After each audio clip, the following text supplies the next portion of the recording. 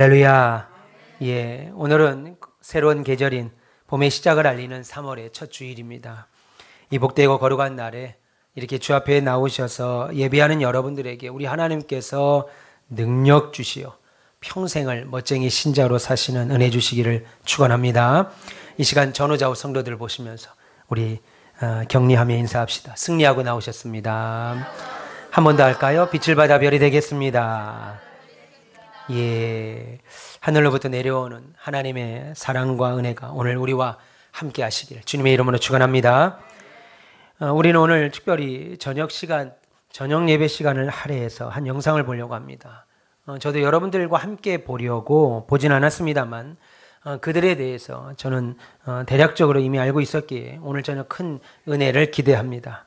오늘 저녁에 볼 영상은 블랙 마운틴이라고 하는 제목의 영상인데, 조선 땅에서 태어난 1세대 선교사들의 자녀들이 부모 세대에 이어서 조선 땅에서 자라고 살며 한평생 한국인들을 위하여 의료와 교육 분야에서 헌신했을 뿐 아니라 그들과 우리들과 함께 먹고 살았던 파란 눈의 한국인들입니다.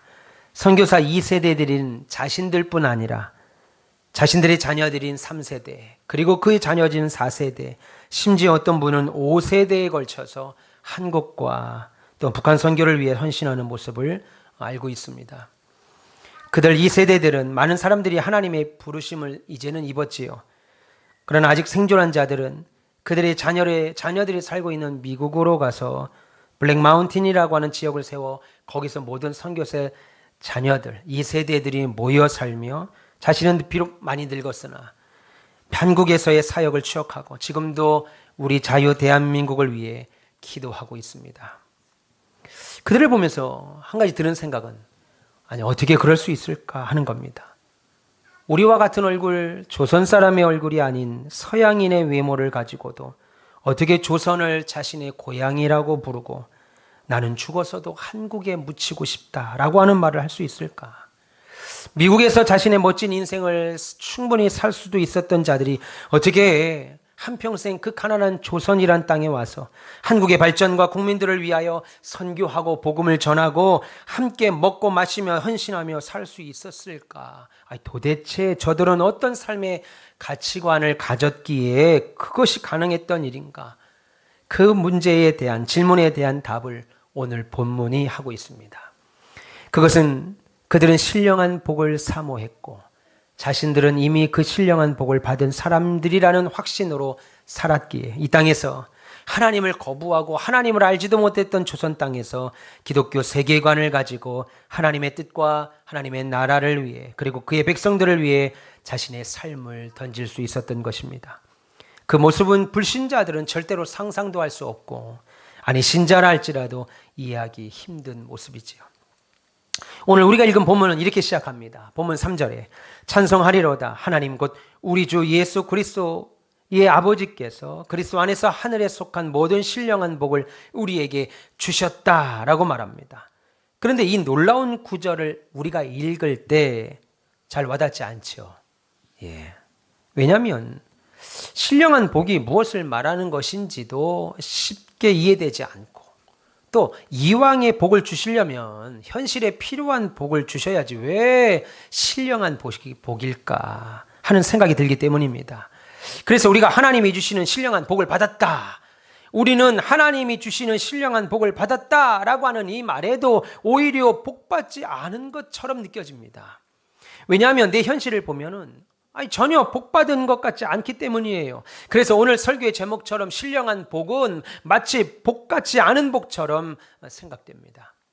많은 신자들이 교회를 다니면 예수 믿기 전과 예수 믿은 후가 마치 복권, 로또에 당첨되기 전과 당첨된 후처럼 명확하게 확연히 구분되거나, 아니면 누구나 인정할 정도로 다른 사람들에게 당신 성공했네, 와 박사장님 성공했네 라고 하는 소리를 들을 만한 그런 내용들이 있어야 복을 받았다고 생각을 합니다. 또는 신령한 복이다 라고 한다면 우리 눈에 어떤 신비한 현상들이 보이거나 아니면 꿈 같은 것들을 통해서 특별한 하나님의 영적인 계시를 받거나, 그것도 아니면 내 삶에 있을 수 없는 엄청난 오병이어의 같은, 홍해가 갈라지는 것 같은 그런 기적이 일어나야 그래도 내가 신령한 복을 좀 받았지 이렇게 생각하죠. 그런데 실제로는 어떻습니까? 여러분의 삶에, 내 삶에 그런 현상들이 안 나타나니까 신령한 복을 당신은 받았습니다 라고 말해도 정작 나는 복 받은 것 같지 않아서 오늘 읽으신 본문의 구절이 마음에 와닿지 않는다고요. 무슨 말을 하는지도 모르겠다고요. 그러면 왜 우리는 그렇게 생각할까요? 하나님이 분명히 우리에게 신령한 복을 주셨다고 하고 그 신령한 복을 받았다고 하는데 전혀 기쁘지도 않고 그 말씀이 전혀 이해도 안 되고 그 말씀이 왜 우리 마음에 부딪혀서 감사하지 않냐는 거예요. 그것은 신자가 누구고 신자는 어느 나라에 속했으며 신자는 도대체 어떤 복을 받기로 작정된 사람들인가, 이것을 오해하고 있기 때문입니다. 이 세상의 사람들은 복 받기 좋아하죠. 복을 참 좋아합니다. 지금은 아닌데 저 어릴 때 우리 집에서 쓰던 숟가락 끝에 보면 복자가 써 있었어요. 저 어릴 때는 오강이라는 것도 썼습니다. 지금은 뭐 상상도 할 수 없는 거, 그냥 방 안에 두는 거예요. 그거를 오강이라는 것을 쓰는데 그 오강 끝에도 복복복복복이 쫙 오강에도 붙어 있습니다. 지금은 그런 한복 안 입지만 저 어릴 때 세대의 한복들 보면 밑에 복자, 고름에도 복자.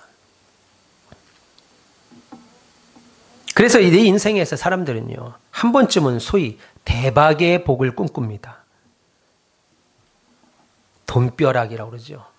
예. 옛날부터 우리나라는 흔히 복을 말할 때 오복을 말했습니다. 근데 그 오복이 양반들과 서민들이 좀 차이가 있었습니다. 양반들은 장수, 부귀, 강령, 유호덕은 덕을 베푸며 사는 거, 그 다음에 고종명, 자기 명대로 살다 죽는 것을 양반들은 오복이라고 말했고, 민간에서는 이빨이 건강한 거, 이빨 빠지지 않는 거, 자손이 많은 거, 부부가 오래오래 사는 거, 손님 대접할 것이 그나마 우리 집에 좀 있는 거, 죽어서 좋은 땅에 묻히는 거, 이것을 오복이라고 그랬습니다. 큰 5가지의 복. 공통적으로 시대와 장소를 떠나서 사람들이 생각하는 받기 원하는 복들은 다 어떤 거예요? 이 세상에서의 복이라 이겁니다.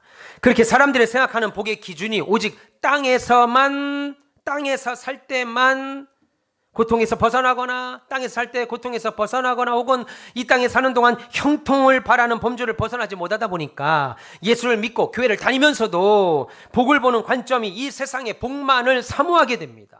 예수를 믿었는데, 교회를 다녔는데, 그래서 바라는 복이라는 게 순전히 이 땅에서의 복만을 생각합니다. 그러니까 오늘 본문을 읽을 때 그 의미가 와닿지 않을 뿐만 아니라 나는 복받지 않은 것 같아. 내 인생은 치질이 복도 없는 인생 같아 라고 느껴지는 거예요. 동감하십니까? 그런데 성경은 어때요? 이 세상에서 복으로 생각하는 개념들을 복으로 말씀하지 않아요. 오히려 세상에서는 관심도 없는 것들을 복이라고 말씀합니다. 마음이 가난한 것이 복이라고 그래요. 애통하는 것이 복이라고 말씀하셨습니다. 또한 성경을 주야로 묵상하는 것이 복이라고 하셨습니다. 여러분이 날마다 성경을 읽고 기도하는 것이 복이라고 하셨고, 세상은 고난 없는 것이 복이라고 말하는데 성경은 오히려 주를 위하여 고난당하는 것이 유익이라고 말씀합니다. 심지어 주를 위해 죽는 것도 유익이라고 말씀하십니다. 그럼 왜 그렇게 성경은 말씀하실까요? 세상은 돈, 명예, 권세, 건강 이런 걸 복이라고 말하는데 왜 성경은 그것이 복이 아니고 전혀 다른 것을 복이라고 말씀하실까요? 그것은 우리가 사는 이 세상은 저와 여러분들 같은 신자들은 지나가는 곳이지 최종 종착지가 아니기 때문입니다. 신자들의 고향은 천국입니다. 그래서 천국 시민권을 가진 사람들이에요, 저와 여러분들은. 그래서 우리들을 보고 세상의 사람들은 뭐라고 그러냐면, 성경은 아니 뭐라고 그러냐면 하늘에 속한 사람들이라고 말하는 겁니다. 저와 여러분은 땅을 밟고 살죠. 땅의 사람들을 만나고 살고 땅의 것들을 먹고 살고 땅의 공기를 숨쉬고 삽니다. 그럼에도 불구하고 저와 여러분들은 하늘에 속한 사람이다. 그렇게 성경은 말씀합니다. 그래서 저와 여러분들은 하늘에 속한 모든 신령한 복들을 이미 복으로 받은 것입니다. 믿기를 바랍니다.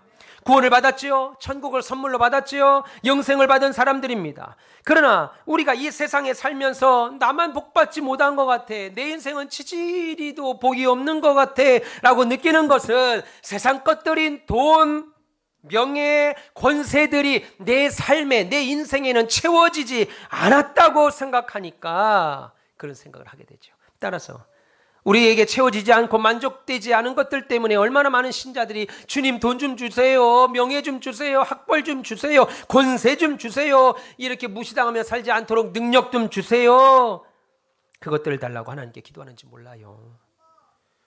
하나님께서는 우리들에게 금과 은을 주시려고 예수님을 십자가에 죽이신 것이 아닙니다. 오히려 우리로 하여금 세상을 뛰어넘고 사망을 이기게 하시려고 예수님을 십자가에 내놓으셨어요. 그럼에도 신자들이 가장 많이 기도하는 내용이 뭡니까? 세상 것 달라 이겁니다. 세상의 부귀, 안일, 평안, 자존심 안 상하는 것, 출세하는 것, 승진하는 것, 공부 잘하는 것, 건강한 것, 내 자녀 성공하는 것, 대기업 입사하는 것, 멋진 남자 여자 만나 결혼하는 것 구하죠. 물론 그런 내용으로 기도하지 말라는 것 아닙니다. 기도하셔야 합니다. 우리는 인생에서 만나는 모든 고난에서 벗어나게 해달라는 기도할 수 있고 또 하셔야 돼요. 하나님은 당신의 백성들에게 그런 풍요로움을 약속하셨고 기도하라고 그랬고 구하라고 하셨습니다. 또한 예수님께서도 우리의 일용할 양식을 위하여 너희들은 기도하라 말씀하셨지요. 그러나 우리의 소원하는 바가 온통 물질적이고 현세적이어서는 곤란하다는 거예요. 이렇게 우리들이 바라는 소원과 하나님이 주시려고 하는 복 사이에는 큰 간격이 있습니다. 그러므로 우리는 진정한 복이 무엇이고 하나님께서 내게 어떤 복을 주셨는지 깨닫지 못하면요, 우리의 신앙생활은 늘 허전해요. 허공을 치는 것 같아요. 예수 믿어서 내가 얻은 유익이 뭐냐? 예수 믿는 게 뭐 있다이냐? 예수 믿어도 왜 내 인생은 이렇게 고난이고 왜 이렇게 배신이 있고 왜 이렇게 고통이 있냐 하는 생각까지 하게 되죠. 그래서 복받지 못했다는 생각 때문에, 나는 복받지 못했어 라고 하는 생각 때문에 하나님께서 지난 세월 내게 주신 놀라운 은혜를 온전히 감사하지도 못하고 깨닫지도 못하고 이렇게 교회 나와 예배 드리면서도 주님이 주시는 기쁨을 누리며 기뻐하지 못하다는 겁니다. 그런데 오늘 본문 3절은 분명히 우리에게 말씀하십니다. 뭐라고 말씀하셔요? 하나님은 우리에게 하늘에 속한 신령한 복을 주셨다라고 말합니다. 믿기를 바랍니다. 신령한 복을 받았습니다. 여러분들은요, 신령한 복을 받은 자들입니다. 이 신령한 복은 모든 사람에게 일반적으로 주시는 복이 아니라는 겁니다. 태양은 모든 사람에게 일반적으로 주시는 복이죠. 불신자나 신자에게 줍니다. 공기는 불신자와 신자 모두에게 줍니다. 물은 불신자와 신자 모두에게 줍니다. 이런 보편적인 복이 아니고 신령한 복은 그리스도 안에 있는 특별한 사람들에게 주시는 복, 저와 여러분들에게만 주신 복이라는 거예요. 그러면 하나님께서 주신 이 신령한 복이라는 게 뭐냐는 겁니다. 오늘 본문을 통해서 몇 가지 잠깐 우리가 살펴보겠습니다. 먼저는요, 우리가 받은 신령한 복이 뭐냐면, 따라해 봅시다. 우리가 거룩하게 되고 흠이 없게 된 복입니다. 우리가 받은 신령한 복은 우리가 거룩하게 되고 흠이 없게 된 복이라고 성경은 말합니다. 본문 4절 보세요. 곧 창세전에 그리스도 안에서 우리를 택하사 우리로 사랑 안에서 그 앞에 거룩하고 흠이 없게 하시려고 라고 했습니다. 그리스도 안에 있는 저와 여러분들은 누구나 거룩하고 흠이 없는 사람이 됐습니다. 믿기를 바랍니다. 그러면 우리는 원래 어떤 사람들이었냐는 거예요. 그러면 지금 우리는 거룩하고 흠이 없는 사람이라면 우리는 원래 어떤 사람이냐는 거예요. 여기서 서 있는 목사는 원래 어떤 사람이냐는 거예요. 로마서 3장 9절에 이렇게 말씀합니다. 유대인이나 헬라인이나 다 죄 아래에 있다고 우리가 이미 선언하였느니라 라고 말씀했습니다. 한마디로 유대인이나 헬라인이나 이 땅에 사는 모든 그 어떤 사람이든지 다 죄인이라는 겁니다. 그러나 그리스도 안에 있는 사람들은, 오늘 본문이 그러죠. 그리스도 안에 있는 사람은 거룩한 자다라고 하나님이 선포하십니다. 고린도후서 5장 21절에 하나님이 죄를 알지도 못하신 예수를 우리를 대신하여 죄로 삼으신 것은 우리로 하여금 그 안에서 하나님의 의가 되게 하려 하심이니라 라고 하셨습니다. 그리고 빌립보서 3장 9절에는 우리가 가진 의는, 저와 여러분들이 가지고 있는 이 의는, 거룩함은 율법에서 난 것이 아니요 오직 그리스도를 믿음으로 말미암은 것이니 곧 믿음으로 하나님께로부터 나온 의라 라고 말씀했습니다. 다시 말해 그리스도 안에 있는 사람들에 대해서, 그리스도 안에 있는 여러분들에 대해서 오늘도 교회 나와서 11조를 드리고 온갖 작정 헌금을 드리고 하나님 앞에 건축 헌금을 드리는 여러분들에게, 예배하고 기도하고 찬양하는 여러분들에게 의롭다, 거룩하다, 최 목사야 죄 없다, 흠 없다, 이렇게 선포하신 겁니다. 할렐루야. 그러면 이것이 왜 우리에게 복이 됩니까? 우리 박 집사님에게 의롭다, 거룩하다, 너는 죄 없다, 너 흠 없다, 주님이 그렇게 말씀하신 것, 이게 왜 우리에게 복이 되냐는 거예요. 왜 복이 됩니까? 야, 박 집사야 집에 가봐라. 네 통장에 내가 1억을 넣어주마. 이게 복이 아니고, 박 집사야 내가 너 200살을 살도록 해줄게. 이게 복이 아니고, 의롭다, 너 거룩한 자다, 너 죄 없는 자다, 너 흠 없는 자야 박 집사야 라고 말한 것이 왜 우리에게 복이 되냐는 거예요. 여러분 생각해 보세요. 우리가 거룩하게 되지 않았다면 우리는 본질상 하나님의 심판의 대상이 되고 말았습니다. 우리는 하나님의 심판의 대상이 되기 때문이에요. 에베소서 2장 3절에 우리는 본질상 진노의 자녀였다고 말합니다. 우리는 본질상 하나님이 진노하시는 자녀란 말입니다. 아울러 로마서 2장 5절에도 뭐라고 말해요? 네 고집과 네가 회개하지 아니한 마음을 따라 진노의 날, 곧 하나님의 의로우신 심판이 나타나는 그 마지막 날에 임할 진노를 네가 머리에 쌓는도다, 그렇게 말했습니다. 그러니까 죄의 문제가 해결되지 않는 사람들은, 하나님을 소망으로 두지 않는 사람들은, 하나님 앞에 나와 예배하지 않고 중생받지 않은 사람들은 하나님이 자신을 나타내시는 날 두려움으로 하나님을 만나게 될 것이고, 자신이 행한 대로 갚으시고 심판하시는 심판주 하나님을 결국 만나게 될 겁니다. 그런데 우리는 그 심판에서 제외된 복을 받은 거예요. 믿기를 바랍니다. 오늘 본문이 말하는 우리에게 주신 신령한 복, 첫 번째는 흠없고 거룩하게 된 복입니다. 저와 여러분이 이런 복을 갖고 있습니다. 그리고 우리가 받은 두 번째 신령한 복이 무엇입니까? 따라해 봅시다. 하나님의 아들이 된 복입니다. 예, 하나님의 아들이 된 복이 우리가 가진 두 번째 신령한 복입니다. 본문 5절 보세요. 그 기쁘신 뜻대로 우리를 예정하사 예수 그리스도로 말미암아 자기의 아들들이 되게 하셨다, 그렇게 말합니다. 우리가, 여러분이 하나님의 자녀가 되는 복을 누리게 됐다는 거예요. 하나님의 자녀가 됐다는 거예요. 여러분 에베소서 2장 11절과 12절에 이렇게 말씀합니다. 그러므로 잘 생각해라. 너희는 그때에 육체로는 이방인이요 손으로 육체에 행한 할례를 받은 무리라 칭하는 할례당으로부터 할례를 너희는 받지 않은 무리라 칭함을 받는 자들이라. 그때에 너희는 그리스도 밖에 있었고 이스라엘 나라 밖에 사람이라. 약속의 언약들에 대하여는 외인이요 세상에서 소망이 없고 하나님도 없던 자였다, 그렇게 말씀합니다. 이것이 우리가 구원받기 전의 상태, 복음이 내게 오기 전에 우리의 상태라는 겁니다. 하나님이 없었던 사람, 저와 여러분들은 하나님이 없었던 사람, 하나님의 백성과 아무 관계가 없었던 사람이었다는 거예요. 그뿐입니까? 심지어 뭐라고 그래요? 우리는 하나님과 원수된 자라고 말합니다. 여러분 인생 살면서 여러분 머리에 각인되어 있는 원수들이 있습니까? 내가 이 인간만은 절대 용서할 수 없어. 내가 이 인간만은 어떻게 내게 와서 용서를 구해도 난 절대 용서할 수 없어 라고 하는 원수가 있습니까? 그와 같이 우리는 본질상 하나님과 원수된 자라는 거예요.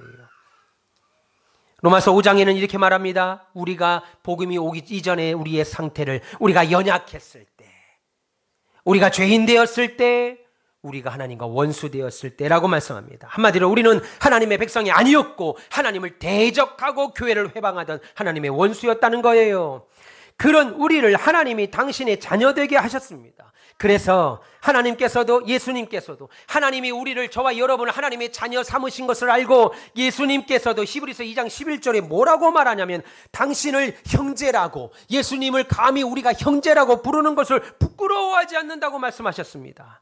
히브리서 2장 11절에 거룩하게 하시는 이와 거룩하게 함을 입은 자들이 다 한 근원에서 납니다.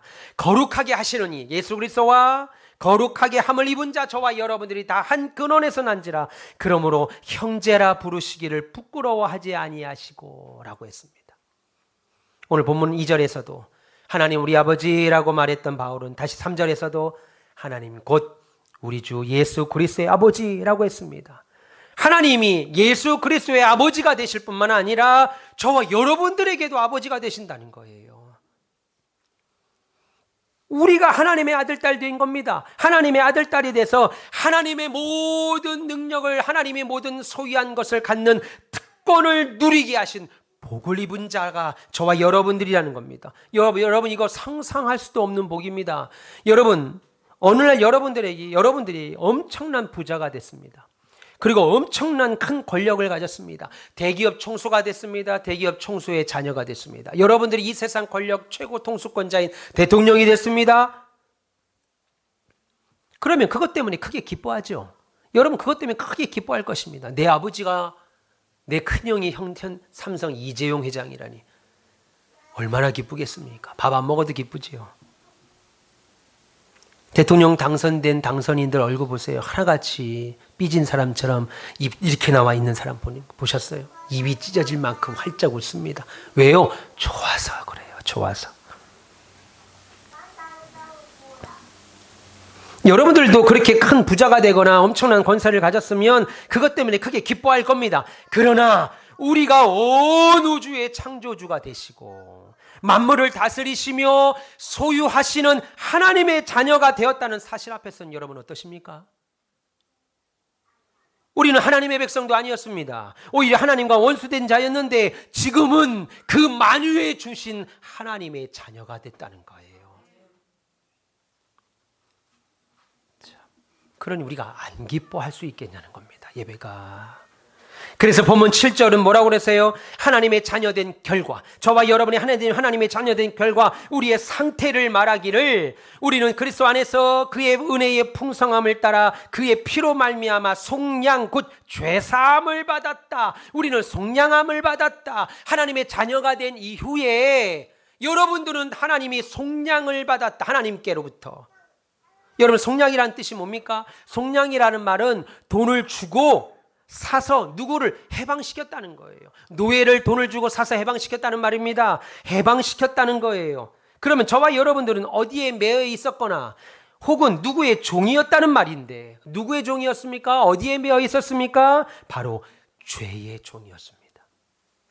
요한복음 8장 34절에 예수께서 대답하시되 진실로 진실로 너희에게 이르노니 죄를 범하는 자마다 죄의 종이니라고 하셨습니다. 또한 로마서 6장 17절에도 이렇게 말씀합니다. 하나님께 감사하리로다. 너희가 본래 죄의 종이더니 너희에게 전하여 준 바 교훈을 마음으로 순종하여 하나님의 말씀을 마음으로 순종하여 라고 말씀합니다. 우리는 원래 죄의 종이었어요. 우리는 원래 죄에 매여 있었습니다. 그래서 생각하는 것마다 악하고 생각하는 것마다 음란하고 생각하는 것마다 자신의 쾌락과 안위와 염려에 쌓여 있던 사람들이었습니다. 그래서 자유를 알지 못했고 자유를 찾지도 않았던 자들입니다. 그냥 스스로 나는 자유하다고 생각했을 뿐이죠.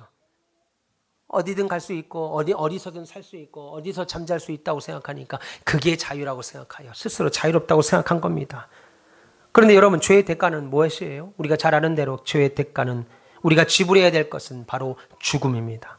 하지만 예수님께서 우리 대신 죽으셔서 그 죄의 대가를 지불하시고 저와 여러분을 죄에서 사내셨다고요. 그게 바로 속량입니다. 이 말은 마음에 안 와닿죠. 와닿지가 않아요. 와닿지가 않습니다. 베드로전서 1장 18절과 19절에 너희가 알거니와 너희 조상이 물려준 헛된 행실에서 대속함을 받은 것은 너희가 가진 은이나 금같이 없어질 것으로 된 것이 아니요 오직 흠없고 점없는 어린 양 같은 그리스도의 보배로운 피로 된 것이니라 라고 말씀하셨습니다. 또한 디도서 2장 14절에도 이렇게 말씀하죠.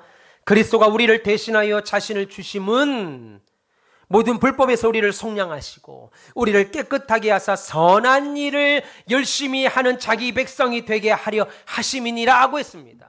여러분 죄의 종이었던 우리들을 예수님께서 피 흘려 우리를 사내신 것은 그리스도의 선한 일을 열심히 하는 신자로 만들기 위하여 하셨다는 거예요. 세상에서 먹고 마시고 수고하고 아침부터 직장에 나가 밤늦은 시까지 하나님과 상관없이 열심히 돈 벌고 공부하고 세상 유익을 위하여 일하라고 세운 것이 여러분을 구속한 것이 아니고 그리스도의 선한 일을 열심히 하는 신자로 만들려고 우리를 값주고 사셨고 죄에서 해방시키셨다는 겁니다. 그것을 알기에 130년 전에 이 땅에 왔던 20대밖에 안 된 젊은 선교사들은 자신의 아내와 자신의 자녀들을 이 땅에 묻은 겁니다. 목숨을 건 거지요. 알지도 못했던 새카만 조선 땅의 가난뱅이들을. 여러분 그때 통계를 보니까요. 그 당시 130년 전에 한국에 왔던 선교사님 그 상황이 얼마나 열악했던지 그 당시 아프리카 가나, 콩고, 아프리카에 있는 자신과 동일한 선교사들 미국에서 함께 왔는데 나는 조선에 왔고 내 친구는 아프리카 갔는데 아프리카 오지에서 선교했던 선교사님 아내와 자녀들이 풍토병으로 죽는 퍼센테이지보다 우리나라 조선에 와서 죽는 퍼센테이지가 갑절이나 많았다고 총회 보고서가 있습니다. 여러분 그만큼 열악했던 나라입니다. 그들이 왜 목숨을 걸었어요? 지금 우리 보고 여러분의 자녀를 보고 우리 아들이 목사가 되고 선교사가 돼서 아프리카 콩고로 가겠습니다. 아프리카 우간다로 가겠습니다.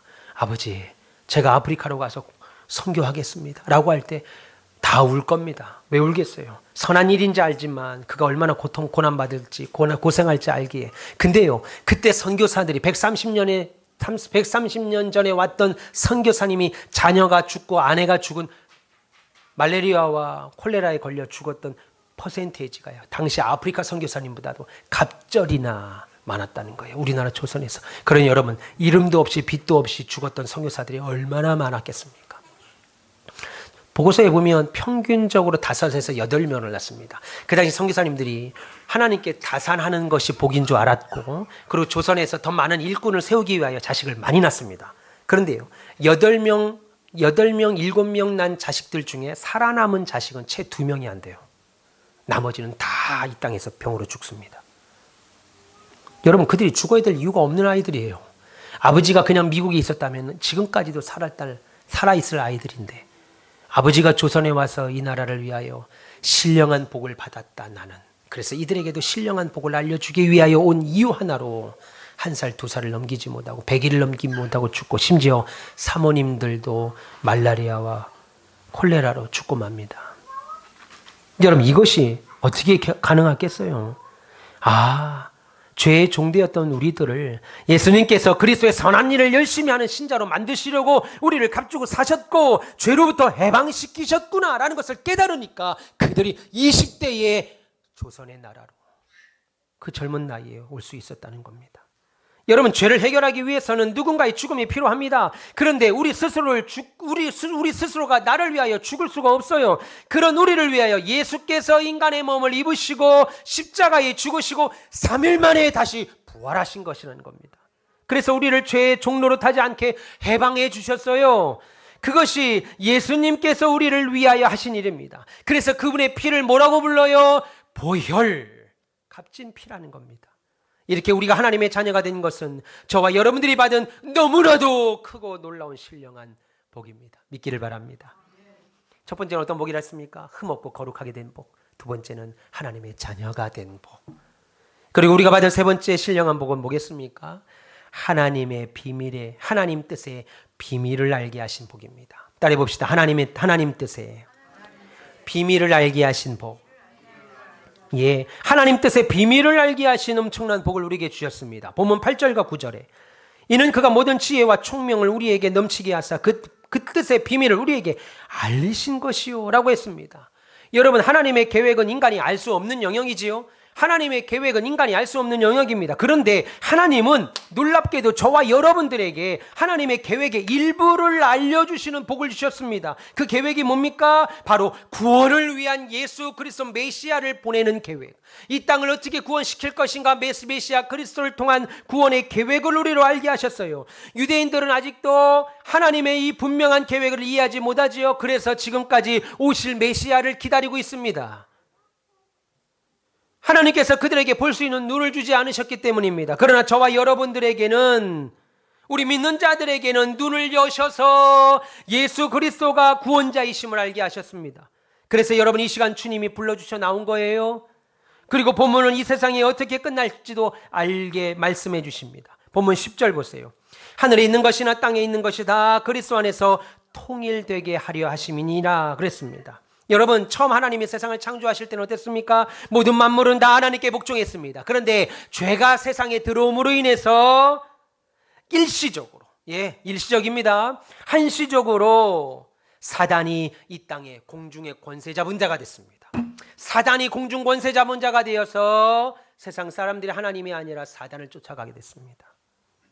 하지만 진정한 왕이시고 주인이신 하나님이 오셔서 누군가는 누구겠습니까? 저와 여러분들이죠. 그 주인이신 하나님과 함께 다스릴 것이고 누군가는 심판을 받게 될 것입니다. 여러분 놀랍게도 하나님은 당신의 이 계획을 우리에게 알게 하셨어요. 온 우주의 통치자를 알게 되는 복을 우리에게 허락하셨다는 겁니다. 여러분 그 결과 보면 11절에 뭐라고 말합니까? 그 모든 일을 그의 뜻의 결정대로 일하시는 그의 계획을 따라 우리가 예정을 입어 그 안에서 기업이 되었다라고 했습니다. 지금 기업이 됐다라고 하는 말은 우리가 하나님의 기업을 받았다는 거예요. 어떤 기업을 받아요? 우리는 하나님의 자녀가 되었기에 상속자요 약속에 참여한 자가 됐습니다. 여러분 이것은 다가올 새하늘과 새 땅인 천국만을 말하는 것이 아니라 잘 생각해 보세요. 천국 안에 있을 모든 것까지도 우리에게 주어진 겁니다. 어떤 거예요? 참된 기쁨이죠. 여러분 이 땅에서의 참된 기쁨이 있습니까? 무엇을 누리고 얻고 살 때도 잠시뿐입니다. 좋은 집에 들어갈 때도 그때뿐이죠. 좋은 차를 사도 한두 달 뿐입니다. 좋은 옷을 사도 그때뿐입니다. 그런데 참된 기쁨, 만족, 그리고 하나님과의 온전한 교제, 천국 안에서의 완전한 교제가 우리 거라는 거예요. 사람들 사이에 오해 없는 교제도 있습니다. 여러분 예수 믿으면서 교회 안에서 가장 큰 상처받는 게 뭡니까? 교회 안에 성도들 때문에 상처받아요. 그런데 사람들 사이에 오해 없는 교제도 우리를 위해 기다리고 있습니다. 무슨 말을 해도 오해를 안 받아요. 무슨 말을 해도 사람들이 다 알아들어요. 무슨 말을 해도 사랑의 말만 합니다. 우리 중에 살면서 오해와 갈등, 다툼이 있는 것은 뭐겠어요? 우리가 모두 죄의 문제를 가지고 있기 때문입니다. 그러나 우리에게 그날이 오면 어떤 오해도 없이 기쁨으로 교제할 수 있을 겁니다. 성도 간에 참된 사랑도 나눌 수 있을 그날이 올 겁니다. 예배 시간에 우리는 나의 부족함을 우리가 대표하여 기도할 때마다 뭐라고 그래요? 하나님 우리의 부족함을 용서하시고 이 시간 예배하기에 위하여 온전한 자가 되게 하소서 고백하죠. 내 부족함을 고백하고 하나님께 기도합니다. 그러나 그날에는 우리가 부족하지 않을 것이라는 겁니다. 온전한 찬양 감사가 넘칠 것이고 진정한 예배가 하나님께 드려질 겁니다. 이것이 우리가 온전히 누릴 수 있는 기업이라는 거예요. 여러분 이렇게 우리가 받은 신령한 복은 우리가 구원받게 됨으로 얻는 유익들입니다. 우리의 신분이 극적으로 변할 것입니다. 우리의 미래가 하나님의 약속들로 가득가득 찰 겁니다. 이 땅에서의 잘됨은 어차피 이 땅에 생명이 있는 동안뿐입니다. 그런데 하나님이 저와 여러분들을 위한 계획, 완전한 계획, 우리의 미래가 하나님의 약속으로 가득 차게 될 겁니다. 이것들이 여러분들에게 작은 것으로 보이지 않기를 축원합니다. 우리 눈앞에 보이는 물질적인 것들보다 하찮은 것으로 여겨지지 않기를 바랍니다. 그럼 우리는 어떻게 이런 복들을 받게 됐을까요? 제 스스로를 봐도 난 이런 복을 받을 만한 그릇이 안 되는데 나는 어떻게 이런 엄청난 복을 받았을까요? 어떻게 받게 됐을까요? 모릅니다. 몰라요. 성경은 감사하게도 최 목사 네가 어릴 때부터 그렇게 교회 섬겨서 그래. 김 장로 너는 그렇게 해서 내가 이런 복을 주는 거야. 이렇게 말 안 해요. 몰라요. 감사하게도 알 수 있는 것은 하나님께서 그렇게 하시기를 기뻐하셨다는 겁니다. 그럼 당신이 좋아서 하셨대요. 참. 보면 4절 보세요. 4절에 하나님께서 창세전에 우리를 택하사 저와 여러분을 창세전에 택하셨고 5절에 그 기쁘신 뜻대로 우리를 예정하사 그렇게 말했고 9절에 그의 기뻐하심을 따라 그리스도 안에서 때가 찬 경륜을 위하여 예정하신 것이니 11절에 모든 일을 그의 뜻의 결정대로 일하시는 이의 계획을 따라 우리가 예정을 입어 계속 뭐라고 그래요? 하나님이 우리를 선택했다. 하나님이 우리 김둘선 성도님을 선택했다 이겁니다. 하나님이 우리 김권사님을 선택했다 이겁니다. 하나님이 우리 아이들을 지금 나온 아이들 유아들을 선택했다 이겁니다. 하나님이 하셨다는 거예요. 우리가 하지 않고 변덕스러운 우리가 하지 않고 연약한 우리가 하지 아니하고 하나님이. 선택이라는 것이 뭐예요? 많은 것들 중에 일부를 가져오는 거죠. 골라내는 거죠. 여러분이 마트 가실 겁니다. 마트 가서 물건 고를 때 좋은 것들로, 아니 여러분의 마음이 좋은 거, 여러분의 마음에 기뻐하는 것을 골라내죠. 그게 선택입니다. 마찬가지로 하나님께서도 당신의 주권적으로, 왜 그렇게 하셔요? 모릅니다. 당신의 주권적으로 우리를 선택하신 겁니다. 그러니 우리는 뭐만 하면 돼요? 감사하기만 하면 돼요. 기뻐하기만 하면 된다고요. 여러분 이 땅에서의 삶 해봐야 100년입니다. 근데 100년도 기대하지 마세요. 예, 우리 어머님이 이런 말씀을 하십니다. 우리 어머님 아시는 분이 아시는 분의 어머니가 100살이시래요. 그 얘기야. 하여튼 뭐 알아서 들으세요. 나 그냥 들었는데 나 정확하지 않으니까. 그걸 그렇게 저렇게 정확하지 않다고 따지지 마세요. 그냥 알아서 들으세요. 예. 그러니까 여러분이 어디서 내가 들은 것 같으면 내가 들은 걸로 생각하시고 저도 들은 거니까 그렇게 불신의 눈으로 보지 마세요. 말씀만 정확하게 불신으로 들으시고 건너 들은 거 저도 그냥 건너 들은 거예요. 100살이 넘은 분이 계시는데 그분이 그렇다는 거. 야, 100살까지 살려 하지 마라. 왜요? 나는 150까지 살고 싶은데요. 100살까지 살아보니까야 어머니 식사하러 가시죠. 밥을 먹어도 내가 지금 밥을 먹는 건지, 내가 지금 이 밥을 먹으면서 너무 아들아 고맙다. 이렇게 맛있는 밥 내가 어릴 때는 먹어보지도 못한 거 이 나이에 돼 보니까 너 때문에 먹게 된다. 정말 고맙다. 밥 먹으면서 함께 어울렁도울렁 모여있는 가족이 너무 행복한 거.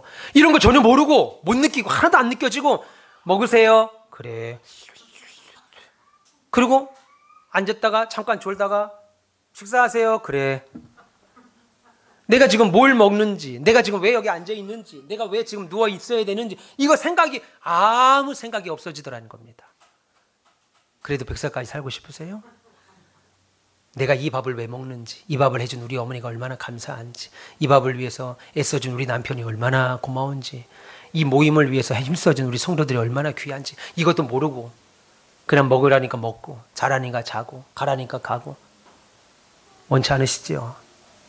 여러분, 그렇게까지 100세까지 살아도 그 정도밖에 살지 못해서 100세까지 사는 걸 복이 아니다라고 말하는데, 영원을 아무 생각 없이 사는 게 아니라 내가 왜 사는지, 어떤 기쁨을 얻었는지, 내가 어떤 신령한 복을 받았는지 끊임없이 확인하면서 사는 영혼을 택하시겠습니까? 말할 필요가 없지요. 말할 필요가 없습니다. 하나님이 선택하신 거예요. 당신이 기뻐서 선택했대요. 참, 이 말에 은혜를 받았습니다. 우리 권사님들을, 우리 집사님들을, 장로님을 선택하실 때, 내가 선택은 좀 하는데, 좀 마음이 좀 그렇다. 내가 너를 선택하기는 하는데, 지금 마음이 좀 그래. 왜냐면 네 하는 꼴을 보니까 좀 아닌데, 잘 하겠지, 뭐 선택하면. 이게 아니고, 선택을 할 때 너무 좋았다는 거예요. 너무 기뻤다는 거예요. 야, 이거 내가 이거 선택하길 진짜 잘했다. 너무 기뻤다는 거예요. 토부. 심히 좋았다 이겁니다. 심히. 믿기를 바랍니다. 예. 우리가 알 수 없는 그때에 창세 전에 하나님 우리를 선택하신 거예요. 우리가 무엇을 하기도 전에, 무슨 생각을 하기도 전에 하나님이 우리를 선택하셨어요. 그리고 모든 걸 계획하고 이루셨습니다. 요한복음 6장 44절에 오늘 이 시간에 나온 이유 그거조차도 나를 보내신 하나님께서 이끌지 아니하시면 아무도 주께로 나올 수 없나니 오는 그를 내가 마지막 날에 다시 살리리라. 할렐루야. 이런 복을 받았습니다. 여러분이 이 시간 나온 거 목사님 때문에 때로는 그래도 안 갈 수 없어서 나온 게 아니고 하나님이 불러주셨기에 주 앞에 나올 수 있었다는 겁니다. 이 세상이 존재하기도 전에 하나님께서 나를 향한 모든 계획 세우셨고 우리를 선택하셨습니다. 이것이 하나님 아버지께서 우리 구원에 관하여 신령한 복에 관하여 하신 일입니다. 그러면 그 목적들로 우리들은 어떻게 해야 돼요? 어떻게 해야 돼요? 예, 저와 여러분들은 어떤 목적으로 우리에게 이런 신령한 복을 주신 거예요? 우리는 어찌 해야 되냐는 겁니다.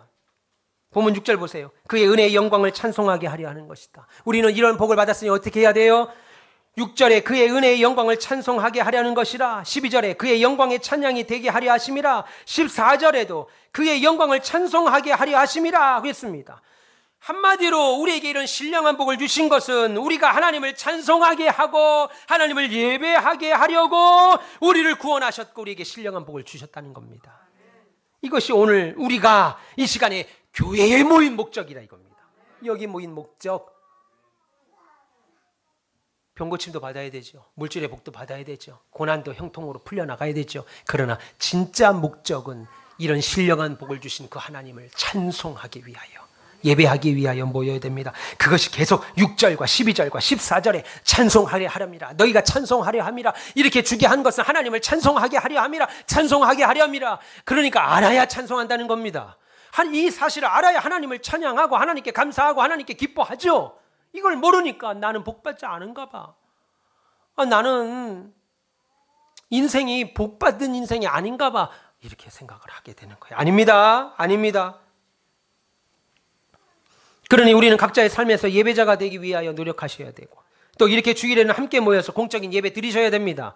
성경을 공부하고 함께 교제하면서 함께 세워주고 예배해야 돼요. 예배 끝나자마자 집에 손살같이 도망가고 말도 안 하고 인사도 안 하는 그런 관계 아니고 함께 교제하고 함께 막 세워줘야 됩니다. 오늘 우리 박 집사님이 처음으로 헌금위원을 이번 달부터 하게 됐습니다. 큰 누나처럼 잘 좀 챙겨주세요. 예? 기합 군기 잡으려고 하지 말고 헌금방울 내려놓는데 누나 저기 이러지 마시고 부드럽게 사랑하는 동생처럼 시골에 내 목포에 아버지가 또 실수하여 난 아들이다 생각하시고 그렇게 끌어안으셔요. 할렐루야. 예, 그러면 그럼 미워할 거 하나도 없어. 내 동생인데 누가 미워해요? 예, 우리 아버지가 힘이 있어서 난 아들이다 생각하시고 그렇게 봐보세요. 그러면 오늘부터 박 집사님 얼굴이 달라 보입니다. 달라 보입니다. 이해하셔야 됩니다. 농담을 한 얘기입니다. 이해하셔요. 예. 그런 또 다른 아들이 아니고 또 다른 동생이 아니고 그리고 앞으로 더 많은 이들이 새로운 예배당에서 이 예배에 참여하게 하기 위하여 우리 더욱 신령한 복을 받은 자답게 전도하셔야 됩니다. 여러분, 신자들은 하나님의 부르신 거 하나님의 은혜로 구원받고 하나님을 알게 된 자들이죠. 그게 우리입니다. 하나님의 아들 된 사람들입니다. 이들은 이 세상의 전부가 아니라는 것을 아는 사람이고 돌아갈 본향이 있다는 것도 압니다. 하나님을 아버지라 부르며 예배드리고 찬양할 사람들입니다. 우리는 인생 살면서 필요한 여러 가지를 하나님께 요구할 수 있는 사람들입니다. 그래서 기도하라는 거예요. 이 이유 때문에 우리는 하나님께 당당히 요구할 수 있는 겁니다. 하나님의 자녀가 되었기에. 그런 사람들은 영원한 영광을 위하여 이 땅에 사는 시련을, 고난을, 인내를 이겨내는 사람입니다. 그러니까 여러분이 지금 당하고 있는 시련이나 고난은 저주가 아니고 여러분들에게 더 큰 영광을 위한 아름답고 귀한 과정이라는 겁니다. 물론 세상 사람들은 우리의 이런 생각을 가볍게 여길 겁니다. 그리고 그런 상황에 있는 우리들을 향해 너희들이 믿는 하나님이 어딨냐? 하나님이 있다면 너희들이 그렇게 살겠냐? 그런 일을 만나겠냐? 놀려댑니다. 그러나 그것은 그들이 몰라서 그래요. 오히려 우리는 주를 위하여 받는 고난을 기뻐합니다. 그리고 이 고난이 누구로부터 왔으며 누구를 통하여 해결될 거라는 것도 알고 있습니다. 그러니 여러분, 이 땅의 사람들처럼 요구하는 복의 내용들만 복이라고 생각하시는 오해에서 벗어나셔서 여러분들이 갖고 있는 신령한 복을 누리시기를 바랍니다. 예, 누리세요. 하나님은 저와 여러분들에게 세상 사람들 뉴스 보세요. 세상이 다 남의 것 빼앗으려고 하고 회사도 그렇고 개인도 그렇고 국회도 그렇고 국가도 그렇습니다. 서로 다 싸우고 난리죠. 크고 작은 싸움이 그치질 않습니다. 그러나 하나님은 왜요? 그것을 뺏으려고 하니까. 그러나 하나님은 저와 여러분들에게 이런 것들 구하지 말라고 그랬습니까? 말라고 하셨어요. 오히려 마태복음 6장 33절에 뭐라고 그럽니까? 너희는 먼저 그의 나라와 그의 의를 구하라. 그리하면 우리에게 필요한 무엇을 먹을까, 무엇을 마실까, 무엇을 입을까, 어디서 잠을 잘까, 하는 모든 것들은 이미 하나님이 다 알고 계시기에 주시겠다고 말씀하셨어요. 따라서 신자들은 하나님께서 모든 것 되심으로 그 하나님께 구하고 찾고 두들길 수 있는 사람들입니다. 신자들은 이런 복을 받은 사람들입니다. 세상 사람들은 죽었다 깨어나도 알 수 없는 복, 예수 그리스도의 은혜가 아니고는 절대로 받아들일 수 없는 복인 줄 믿습니다. 사랑하는 가온빛의 별님 여러분, 저는 지금까지 하나님께서 우리를 구원하심으로 우리가 누리게 된 복에 대해서 말씀드렸습니다. 이것이 지금 우리의 매일의 삶과 무슨 상관이 있냐고 생각하실지도 모르겠어요. 목사님, 그 복들이 우리가 매일 살고 있는 삶과 무슨 상관이 있겠습니까? 라고 말씀하실지 모르겠어요. 죽고 나면 필요한 복 아닙니까? 그러나 여러분, 무엇이 진짜인지 볼 수 있기를 바랍니다. 눈앞에 보이는 것이 진짜인지, 믿음의 눈으로 바라보는 영원한 것이 진짜인지 아시길 바랍니다. 우리는 영원에 비춰 이 땅의 삶을 바라봐야 될 사람들, 영원에 비춰서 기준 삼아 이 땅을 살아가야 될 사람들입니다. 그리스도 안에서 여러분이 어떤 사람인지 눈을 여셔서 구원의 복을, 신령한 복을 바라보시길 바랍니다. 그래서 하나님이 여러분들을 나를 어떻게 선택하셨는지, 하나님이 어떻게 나를 위해, 예수님이 나를 위해 어떻게 죽으셨는지, 성령님이 나에게 어떻게 인치셨는지 아셔서 이 모든 것이 은혜로 주어지신 선물로 아시고 기뻐하세요. 하나님께 찬송하세요. 그리고 하나님께 감사하세요. 그것은 우리의 일입니다. 우리가 해야 될 일입니다. 우리 눈에 보이는 것에 속지 마시고 보이지 않는 것을 믿음으로 바라보시고 그것들을 이 세상에 드러내실 수 있기를 축원합니다. 그러니 세상에서 제발 가난뱅이처럼 살지 마세요. 가난뱅이인 것처럼 살지 마세요. 우리는 그리스도 안에서 충분히 부한 자들입니다. 그러니까 제발 가난뱅이인 것처럼 살지 마세요. 우리가 감당할 수 없는 복을 받은 사람들입니다. 하나님은 성실하시고 의로우시고 자비로우신 분, 능력이 많고 사랑이 많은 분, 그 하나님이 우리를 복되게 하시려고, 우리를 거룩하게 하고 흠없게 하시려고 창세전에 우리를 택하셔 아들 삼아주셨고 하나님의 계획까지 우리에게 알려주셨습니다. 그러므로 우리는 이미 신령한 복을 차고 넘치도록 받은 자들입니다. 그럼 우리는 내가 예수 믿어서 받은 복이 뭐냐? 내가 이날까지 예수 믿어서 받은 복이 뭐냐? 라고 하는 회의에 빠지는 것이 아니고 내가 받은 이 신령한 복을 우리가 받은 새 예배당과 장연에서 힘껏 전하여 남은 인생 하나님이 인정하시는 멋쟁이신 자로 신령한 복을 가득 받은 자로 확인되는 자로 사시는 저와 여러분 그리고 가온빛교회 되시기를 주님의 이름으로 축원합니다. 기도하겠습니다. 하나님 감사합니다. 우리는 신령한 복을 받은 자들입니다. 하나님 가난뱅이처럼 살지 않게 하소서. 우리는 그리스도 안에서 충분히 부한 자들입니다.